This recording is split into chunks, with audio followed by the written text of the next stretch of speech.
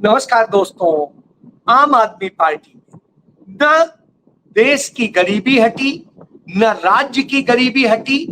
अमीर सांसद बने, अमीर राज्यसभा सदस्य बने, अमीर विधायक बने और नतीजा ये हो कि वो लोकतंत्र के नाम पे, भाजपा के नाम पे आए, लड़े और जनता का वोट लेके सत्ता हासिल कर ली।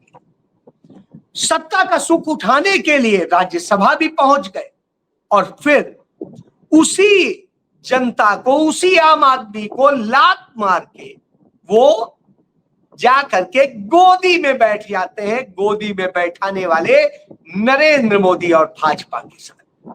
जी हां, यही है असली लोकतंत्र और नकली लोकतंत्र का अंतर। यही अंतर है एक आम आदमी की वास्तविक राजनीति करने वाले और फर्जी राजनीति करने वालों के बीच का अंतर। जी, यही है धोखे की और ईमानदारी की राजनीति के बीच का अंतर। इसे समझना पड़ेगा। जैसे नरेंद्र मोदी बोलते थे कि वो चाय वाले हैं, वो गरीब हैं, वो पिछड़े से आते हैं, वो ऐसे हैं, वो ऐसे हैं, लेकिन वो सत्ता में आए तो उन्होंने सिर्फ रईसों के लिए किया। उन्होंने रईसों को सब कुछ दिया और देश का सब कुछ छीन के उनकी झोली में डाल दिया। जो उनकी गोदी में बैठ गया वो भ्रष्टाचारी से ईमानदार हो गया और जो उनकी गोदी में नहीं बैठा वो भ्रष्टाचारी है। जी, इसके सब के सबूत हैं। जो बात कह रहा हूं कोई भी एक ऐसी बात नहीं। वो प्रधानमंत्री बने यही कह के कि राजनीति में स्वच्छता लाएंगे, काला धन लाएंगे, भ्रष्टाचारियों को जेल में डालेंगे और लड़कियों पर, बलात्कारियों के ऊपर वो हमले करेंगे जो लड़कियों के साथ में सब छीनते हैं, उनकी आबरू लूटते हैं। जी हां, सब कुछ ये कह रहे थे। वो कह रहे थे आतंकवाद पे हमला करेंगे, वो कह रहे थे काले धन पे हमला करेंगे, वो और भी बहुत कुछ कह रहे थे, लेकिन सब कुछ इसका उल्टा हुआ। जो आतंकवादी हो, जो आतंकवादियों का पोषण करने वाला हो, उनका फंडर हो, यदि वो भाजपा के साथ आके खड़ा हो जाता है तो वो नरेंद्र मोदी के लिए सबसे सुच्चा, सबसे साफ सुथरा होता है और जो नहीं आता है वही बेईमान है। इसी तरीके से अभी हाल के दिनों आम आदमी पार्टी के सांसद मित्तल के घर पर छापा मारा गया और जब मित्तल पर, अशोक मित्तल के यहाँ जो लवली प्रोफेशनल यूनिवर्सिटी है जालंधर में, उसका जो मालिक है इत्तेफाक से मेरा भी दोस्त है। मैं खुद जब वो राज्यसभा सदस्य बना मैं आश्चर्य कर रहा था कि आखिर अरविंद केजरीवाल ने इसको क्यों बनाया। तो मैं एक बात कह सकता हूं कि उसको इसलिए बनाया कि वो पैसा दे सकता था और उसने पैसा दिया और पैसा दे करके वो बन गया। ये मेरी अपनी निजी जानकारी में। फिर इसके बाद फिर कुछ नहीं। मैं कहूं आम आदमी पार्टी में कैसे आ गया, ये तो आरएसएस का व्यक्ति है, आरएसएस की शाखा में जाता रहा। उनके परिवार से भी मेरा नाता था। मैंने पूछा तो उन्होंने मुस्कुरा के कुछ कहा। अब मैं कुछ उससे आगे नहीं कह सकता हूं क्योंकि निजी रिश्तों में इससे ज्यादा नहीं बोलना चाहिए। चलिए, इसके बाद में इसी तरीके से जब हरभजन सिंह से मैंने बात की तो जो पता चला, हरभजन सिंह के साथ में ही एक क्रिकेटर थे जो उनके सबसे खास मित्रों में से, वो मेरे भी परिचित थे। और जो उसमें पता चला, साहब कहा गया, अरे हम तो भाजपा के साथ हैं।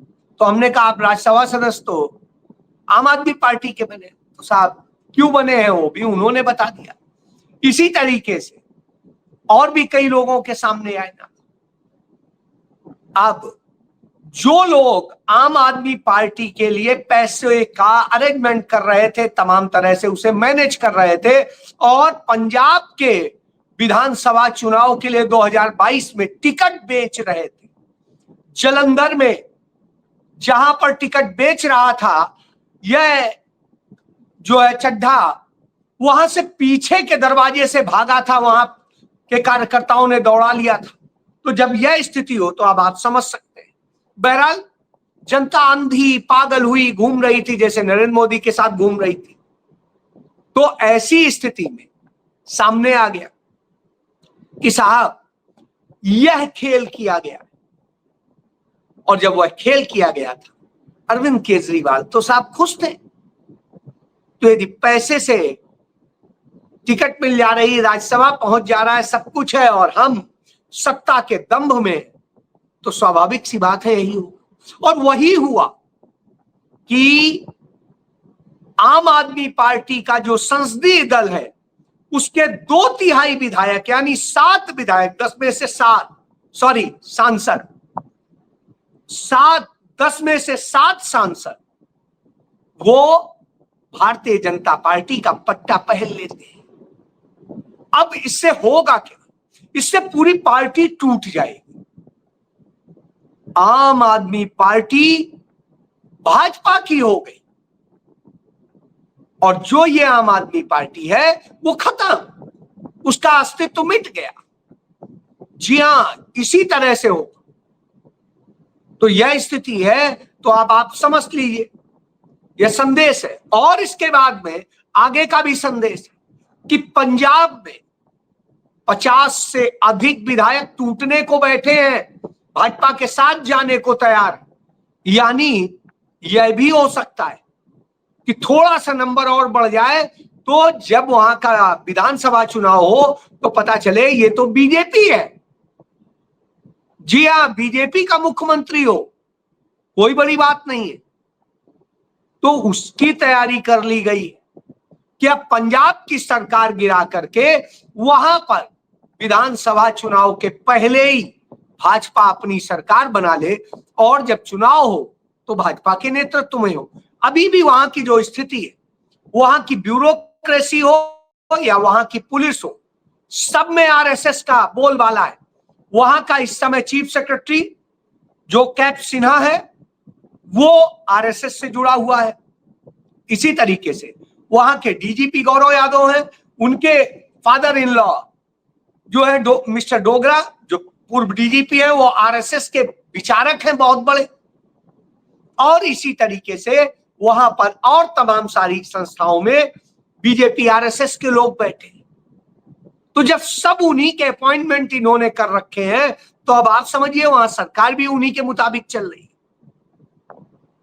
तो अब यह जान लीजिए, आम आदमी पार्टी का भी वही हाल होने जा रहा है जो शिवसेना का, और उसमें कड़ी बने वही राघव चड्ढा जो ब्लू आइड बॉय थे अरविंद केजरीवाल के, क्योंकि वो कमा के पैसा दे रहे, तमाम तरह से वो सारे सौदे कर रहे। अब उन सौदों का जाल टूट चुका है। जनता ठगी गई, क्योंकि जनता ने जो वोट दिया था वो बीजेपी के खिलाफ दिया था, यानी मैंडेट बीजेपी के खिलाफ था, लेकिन वोट असल में बीजेपी के ही पास जा रहा। आपको यदि याद हो तो भारत के नेता प्रतिपक्ष राहुल गांधी बार बार यह बात बताते रहे हैं, जताते रहे हैं, सबूत देते रहे कि भारत में 2 ही लोग हैं जिनके बीच लड़ाई।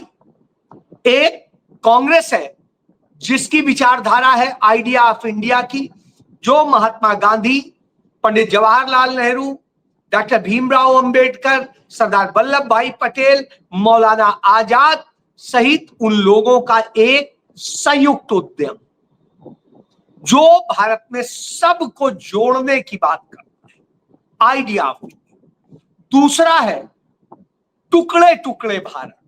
जी हां, वो आरएसएस बीजेपी की विचारधारा है कि हिंदू के नाम पे तोड़ दो, क्षेत्र के नाम पे तोड़ दो, जातियों के नाम पे तोड़ दो, और आदिवासियों के नाम पे तोड़ दो, और उसके बाद में जो बचे उसे तोड़ दो, इस आधार पर कि अपने झूठ के आधार पर, नफरत के आधार पर। यानी भारत को कितने टुकड़े करेंगे, तो ये टुकड़े करने की राजनीति करते हैं। तो यह अंतर है दोनों। तो लड़ाई नहीं दोनों। बाकी सब जो आते हैं वो असल में बटाने के लिए आते हैं, और उन सब की पैदाइश आरएसएस के ही जरिए, आरएसएस पोषित जो तमाम सारे संगठन हैं उनके जरिए, या कहिए डीप स्टेट के जरिए। जी हां, बीजेपी का भी जन्म डीप स्टेट से होता है, जो आम आदमी पार्टी है उसका भी जन्म उसी से होता है, इसी तरीके से तमाम और। तो आप इस घटना को सामान्य मत लीजिए, यही होता है। कांग्रेस के सिवा किसी की भी सरकार बने, आज न सही कल, कल न सही परसों, हम धीरे धीरे उसे तोड़ के खा जाएंगे और फिर अपना राज्य स्थापित कर लेंगे। यही बीजेपी आरएसएस की विचारधारा। आप यह आज से मत देखिए, 1947 से देख लो, जब हिंदू महासभा और आरएसएस इन दोनों ने जनसंघ मिलकर बनाई, जनसंघ चली, उसने इधर उधर अपने जाल फैलाए और अंत में वो जनता पार्टी में सबको लाके विलय कर लेंगे। वो सारे लोग आ जाते हैं और कहते हैं क्योंकि सीधे कोई बीजेपी को वोट नहीं देगा तो साहब ये कर ले। और जब ये हो गया तो उसके बाद में वो दूसरा काम करते हैं, वो करते हैं कि हम कैसे बदलेंगे, और जो बदलने का काम करते हैं उसको आप समझ लीजिए किस तरह से होगा। वो करते हैं कि हम भारत की राजनीति में ऐसे खेल करेंगे कि कहीं ना कहीं यह टूट जाए, और वह टूटने का खेल है। तो उन्होंने फिर जनता पार्टी को टुकड़ों में कर दिया, कोई लोकदल बन गया, कोई जनता पार्टी रह गया, कोई जेडीयू बाद में बन गया, कोई समाजवादी पार्टी बन गया, कोई बन गया, और एक जो है भारतीय जनता पार्टी बन गई। फिर उस भारतीय जनता पार्टी ने जिन जिन से रिश्ते गांठे सत्ता में आने के लिए, शिवसेना, अकाली दल और इसी तरीके से एआईडीएमके और सारे तमाम सारे दल, धीरे धीरे उन सारे दलों को, जेडीयू भी है, सबको धीरे धीरे खा गए। असम के जो दल थे लोकल, उनको खा गए। इसी तरह हिमाचल के जो लोकल दल थे उन्हें खा गए। जम्मू कश्मीर में था वहां पर खा गए। इसी तरीके से देश के तमाम हिस्सों में, कर्नाटक में और जगह, और फिर खुद काबिज हो गए। वही राजनीति तो है और वही हो रहा है। लेकिन कांग्रेस ने क्या किया? कांग्रेस ने वह राजनीति की कि नहीं, हम किसी को बांटेंगे नहीं, जोड़ेंगे। हम जोड़ने की राजनीति करेंगे। चलो सत्ता तुम्हें चाहिए, ले जाओ, विचारधारा तुम्हारी समाजवाद की होनी चाहिए, विचारधारा जोड़ने की होनी चाहिए, विचारधारा सांप्रदायिकता की नहीं होनी चाहिए, और इस तरह से तमाम चीजों को लेके उनका ठीक है सरकार बनाओ, कोई फर्क नहीं। सरकार जाती है जाए, लेकिन देश बचना चाहिए, देश के लिए होना चाहिए। और इसका नतीजा ये हुआ कि हमारे देश में कोई जात के नाम पे, कोई धर्म के नाम पे, कोई किसी नाम पे अपने को बांटता रह गया। और अंततः क्या हुआ कि कांग्रेस कमजोर होती चली गई, और वह कांग्रेस कमजोर हो गई जो आइडिया ऑफ इंडिया थी। जी हां, और यह स्थिति है, भारत को अपमानित करा रही है, जब डोनाल्ड ट्रंप कह देता है भारत तो नरक की धरती है। यदि नरक की धरती है तो भाई तुम हमारे क्यों आते थे? इस नरक में आते थे, नरक के दर्शन करने आते थे। ये जवाब देना चाहिए भारत को। यह गाली दिए जाने पे ईरान उसे ताकीद कर रहा है, लेकिन भारत का प्रधानमंत्री नहीं बोल पा रहा। भारत का विदेश मंत्रालय का प्रवक्ता कहता है मुझे इस पे कोई टिप्पणी नहीं करनी। यह हालत चाइना के लिए भी उसने कहा, चाइना ने कड़ा जवाब दिया। अब आप सोचिए भारत का प्रधानमंत्री इतना क्यों डरा हुआ? राम माधव जो आरएसएस से जुड़े हुए, जो भाजपा के एक बड़े लाइजनर के तौर पे देखे जाते हैं, तमाम कारपोरेट से लेके तमाम सबका कनेक्शन साधते हैं, फंडिंग में उनका बड़ा योगदान। राम माधव कहते हैं हमने क्या नहीं किया अमेरिका के निर्देश में। उन्होंने कहा रसिया से तेल लो ना लो, हमने वही माना। उन्होंने कहा ईरान से तेल लो न लो, हमने वही माना। उन्होंने कहा कि ये करो, हमने वो कर दिया। उन्होंने कहा वो करो, हमने कहा वो कर दिया। उन्होंने ट्रेड डील कही, हमने कर लिया। उन्होंने टैरिफ लगाया, हमने उनके सिर झुका के स्वीकार कर लिया। अब आप बताइए, जब सब कुछ किया उसके बाद भी डोनाल्ड ट्रंप इस तरह से कह रहे हैं, और क्या करवाना है हमसे? अब आप सोच लीजिए, इस दशा में आ गए कि अब हमें और क्या करवाना है, क्योंकि नरेंद्र मोदी तो सब कुछ करने को तैयार है। भारत से 5,000 लोग इजराइल भेजे गए। क्यों भेजे गए हैं? विशेष विमानों से भेजे गए, क्योंकि इजराइल में आज लड़ने वाले लोगों की कमी हो रही है, सैनिकों की कमी है, उनके यहाँ के लड़ने तैयार नहीं। तो भारत से दूसरे कामों के नाम पे ले जाया जा रहा है और वहां सेना में झोंक दिया जाए। ये एक बार नहीं, पहले हो चुका है। अब यह स्थिति है, यह लगातार जारी है। तो आप इससे समझ सकते हैं कि किस तरह से नरेंद्र मोदी ने इस देश को कहां लाके खड़ा कर दिया है। तो लोकतंत्र चोरी कर रहे हैं, वोट चोरी कर रहे हैं, और उसके लिए जो जो संसाधन इस्तेमाल कर रहे हैं, जो जो संस्थाओं का इस्तेमाल कर रहे हैं, आपके सामने उदाहरण देखिए कि पश्चिम बंगाल और तमिलनाडु में वोटिंग होनी थी, SIR कंप्लीट नहीं है। लाखों वोटर्स के नाम सिर्फ इस आधार पे कि नहीं, हमें शक है, इनके सारे कागज कंप्लीट है, लेकिन हमें शक है कि नहीं इसमें कुछ गड़बड़ है, इसलिए हम नहीं देंगे। मतलब आपके मन में शक का कीड़ा है तो आप वोट के अधिकार से, जो मौलिक अधिकार है, उससे वंचित कर। अदालत ने कुछ नहीं किया, और जब वहां फर्स्ट पेज की वोटिंग हो गई तो अदालत कहता है ट्रिब्यूनल जल्दी फैसला करे। अब यदि वो फैसला भी कर देगा तो क्या उनके वोट लिए जाएंगे? नहीं लिए जाएंगे।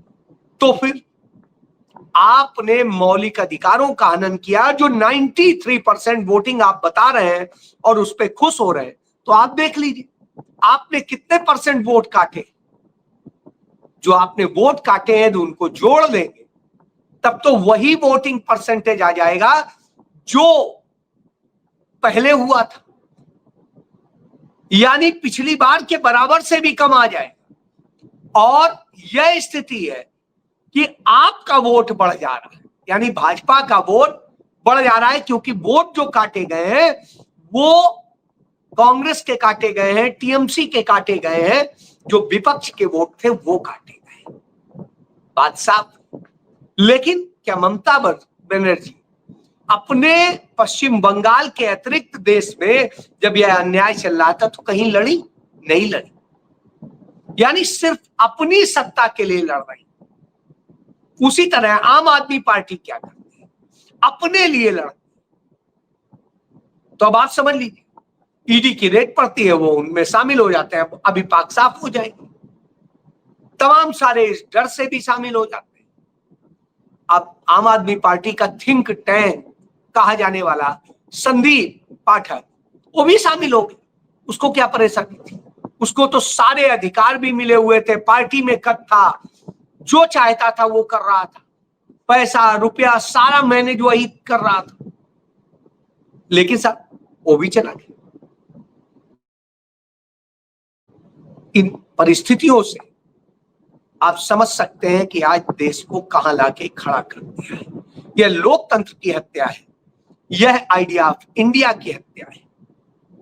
निश्चित रूप से इस तरह के जब आप काम करते हैं तब हमें राहुल गांधी की बात सही आती है। हम सब मिलकर यदि सही जगह वोटिंग करें तो निश्चित रूप से भाजपा कहीं नहीं दिखाई देगी, और उसके लिए हमें सिर्फ और सिर्फ आइडिया ऑफ इंडिया के साथ जाना पड़ेगा, जो कांग्रेस की विचारधारा है, यानी कांग्रेस के साथ खड़ा होना। जी हां, नहीं खड़े होंगे तो एक एक करके सब मारे जाएंगे। कभी किसान मारा जाएगा, कभी महिला मारी जाएगी, कभी युवा मारा जाएगा, कभी दलित मारा जाएगा, कभी पिछड़ा मारा जाएगा, कभी दूसरे और लोग मारे जाएंगे, गरीब मारे जाएंगे, और ये सब चलता रहेगा। आप मरते रहेंगे और वो सत्ता का सुख उठाते रहेंगे।